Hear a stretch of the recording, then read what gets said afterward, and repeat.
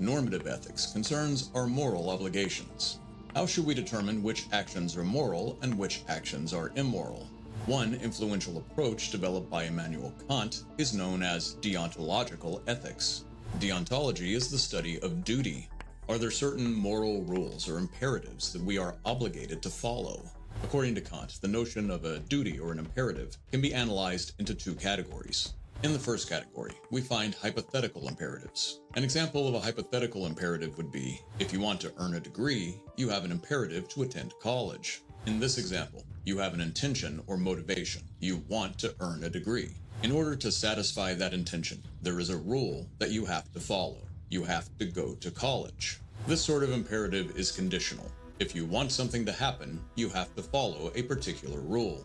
Following the rule only satisfies the intention under certain situations and in certain contexts. But there is a second type of imperative, what Kant terms a categorical imperative. This type of imperative is categorical because it applies in all possible contexts. It is an iron law of reason.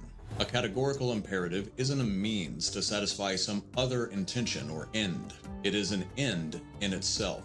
It is followed because it represents a fundamental duty built into reason itself. There is, according to Kant, only one such categorical imperative, but it has three formulations. We're going to look at two of them. The most famous formulation of Kant's categorical imperative is the formula of the universal law. Act only according to that maxim, whereby you can, at the same time, will that it should become a universal law. Imagine yourself to be a universal moral lawgiver. Every action you take establishes a moral law that everyone must follow. If you break a promise, then it becomes a moral law that all promises must be broken. But if all promises must be broken, then the notion of a promise becomes incoherent. Promise breaking represents what Kant calls a contradiction in conception. There is no possible world in which promise breaking can act as a coherent universal law. This formulation of the categorical imperative faces a significant objection, one that Kant himself was aware of. Good intentions sometimes lead to undesirable consequences. Let's follow Kant's reasoning and say that telling the truth represents a universal moral law.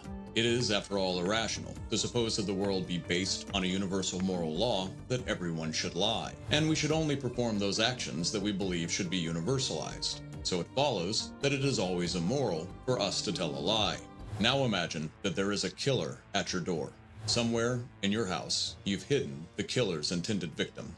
The killer, having read their Kant, knows that you can't tell a lie. So they ask you if the intended victim is hiding in your house. How do you respond? If you're Kant, you admit, as he did, that the moral action in this case is to respond honestly to the killer and hope that good fortune steps in to save the victim. You've done your duty to reason and morality, and you can walk away from the crime scene with a clear conscience. This argument has not, generally speaking, proved persuasive. Kant has another, less controversial formulation of the categorical imperative at hand. Onora O'Neill calls this the formula of the end in itself, and it's sometimes referred to as the formula of humanity. Act so that you treat humanity, whether in your own person or in that of another, always as an end and never as a means only. What does it mean to treat humanity as an end and never as merely a means? Here again, we can find a wonderful example in the work of the author Terry Pratchett. In the book Carpe Jugulum, the witch Granny Weatherwax is discussing the nature of sin with the priest Mightily Oates. And sin, young man, is when you treat people as things, including yourself. That's what sin is. It's a lot more complicated than that. No, it ain't. When people say things are a lot more complicated than that, they means they're getting worried that they won't like the truth. People as things. That's where it starts. Oh, I'm sure there's worse crimes. But they starts with thinking about people as things. To treat humanity as an end in itself means never treating people like things. Humans, to Kant, have inherent worth. Other people aren't valuable because they're tools for us to use as instruments to acquire something else. Treating people like tools involves them in some scheme which isn't about them and to which they have not consented. And it is always immoral to involve people in schemes they can't agree to. Consent matters.